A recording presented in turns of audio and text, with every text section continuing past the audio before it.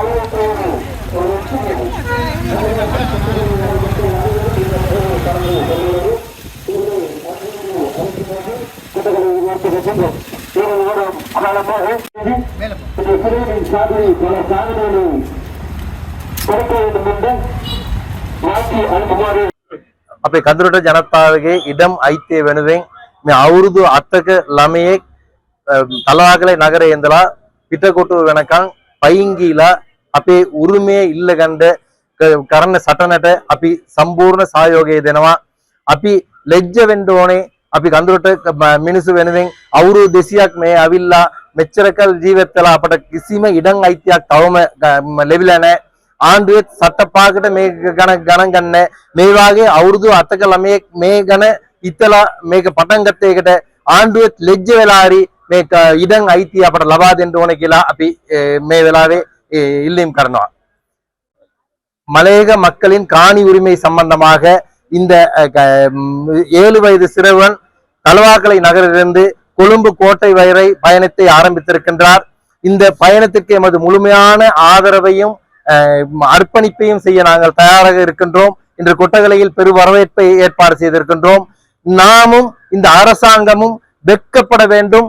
இவ்வாறான ஒரு 7 வயது சிறுவனின் மனதிலே ஒரு காணி உரிமை சம்பந்தமாக உதித்த உணர்வுக்கு அந்த உணர்வுக்கு மதிப்பளித்தாவது இந்த அரசாங்கம் மலையக மக்களின் காணி உரிமையை நிறைவேற்ற வேண்டும்.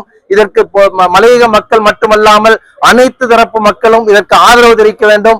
என்றாவது காணி உரிமை கிடைக்குமானால் இந்த மலையக 7 வயது சிறுவனின் நாமம் அந்த காணி உரிமைக்கு சூட்டப்பட வேண்டும் என்று இந்த தருணத்திலே கொட்டகலை நகரிலே ஐக்கிய வர்த்தக சங்க தலைவர் என்ற வகையிலே வேண்டுகோள் விடுக்கின்றேன். சத்தம் போடாதீங்க, கொஞ்சம் சத்தம் போடாதீங்க.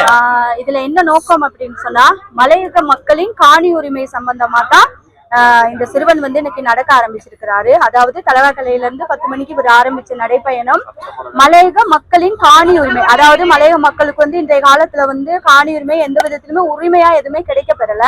அதுக்கு ஆரம்பித்த இந்த நடைப்பயணத்திற்கு கொட்டக்கலையை சேர்ந்த வர்த்தக சங்கம் அதாவது பெரு வரவேற்பு கொடுத்திருக்காங்க, நல்ல சப்போர்ட் ஒன்று கொடுத்திருக்காங்க. அந்த வர்த்தக சங்கத்துக்கு எங்களுடைய மனமார்ந்த நன்றிகள்.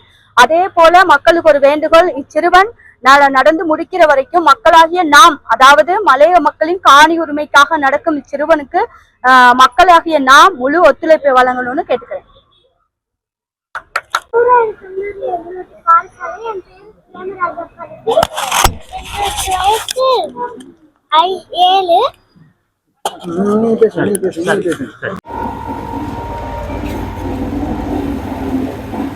අම්මා තාත්තා අපේ ලෝකයයි. අද ඔවුන් වයසින් දුර්වල වෙමින් සිටියත් ඔවුන්ගේ හදවත තවමත් අප වෙනුවෙන්මයි. ඔවුන්ට ආදරයෙන් ගෞරවයෙන් සහ ආරක්ෂිතව සත්කාර ලබා දීමට 0.1 350 22 11ට කතා කරන්න.